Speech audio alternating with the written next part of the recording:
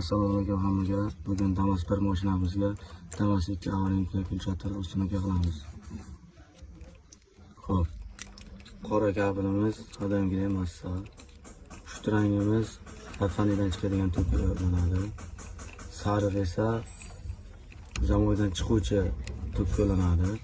Va bu yashilimiz esa boyagi avarinkaning relisidan chiquvchi to'planadi. Oq kabelimiz esa oq yashil palasali kabelimiz 12 volt to'planadi. Mana sariq ko'k kabelimiz, palasali kabelimiz esa bu yoki avarinkani relasini P-ligishkasiga yo'lanadi. Bu ikkalasi yashil sariq palasa, yashil oq palasa o'ng chap tomon poroxga yo'lanadi. E'tiborlaringiz uchun rahmat.